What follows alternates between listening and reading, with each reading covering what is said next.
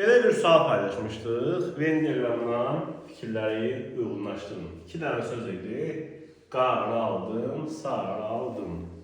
Heyecanla dedim ki, vurğu fərqi ola bilər. Sualın izahına keçməmiş qeyd edeyim ki, filoloqlar üçün miqro sertifikasiya hazırlaşan filoloqlar üçün həm onlayn dərslərimiz, həm də onlayn sınaq paketlərimiz üçün qeydiyyat aktivdir. Yazıb qoşula bilərsiniz. 051 537 90 86 nömrəsinə Pluslar 3-cü qrupa gedən blok imtahanına hazırlaşan abituriyentlər üçün Azərbaycan dili və ədəbiyyatı üzrə sınaq imtahanlarımız mövcuddur. Dimin imtahanlarına uyğun formatda. Keçək sual. Deməli, qarası elə rəngindən də göründüyü kimi birinci söz aiddir, sarısı da ikinci söz aiddir Venn diaqramında. Yazılır ki, kökü sifətdir. Bu sözün kökü sifətdir, qara. Amma sarı sözü, düzdür, 100% sarı sözündən gəlir. Amma hazırda biz burada sara diye bir kök göstərə bilmirik. Ona görə deyə bilmərik ki, kökü sifətdir. Bunun kökü feildir. Qara sözü isə burada köktür. Ona görə A gedir 1'ə. Sonra, gələk B-yə. Quruluş növü dəqiq bilinmir.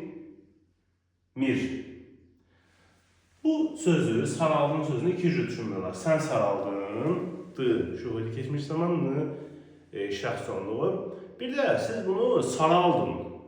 Olacaq orada leksik şəkilçi. Deyə bilərsiniz ki, birinci sözdə də həmin vəziyyətdir. Bəli, qaraldın. Amma orada leksik şəkilçi olduğuna görə yani burada istəyir bir leksik, bir qrammatik olsun, istəyir 2 qrammatik olsun, fərqi yoxdur. Birinci söz 100% düzəltmədir. İkinci söz isə dəqiq deyə bilmirik. Ona görə də B gedir 3'ə.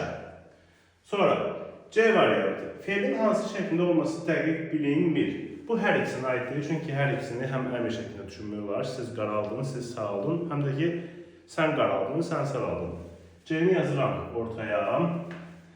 Təsriflərin olmaması dəqiq bilinmir. Bu heç birisinə aid deyil. Çünki hər ikisinin təsriflərinin olmaması dəqiq bilinir. Təsrifləndir. D-ni yazmam Venn diaqramdan. İkinci şəxsdə olduğunu dəqiq söyləmək olar.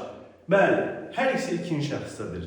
Düzdür, təkində və cəmində düşünmək var ikinci şəxsin. Sən, siz, hər ikisinə aid ola bilər. Amma ki, dəqiq hər ikisi ikinci şəxsdədir. Ona görə E də gedir 2'yə.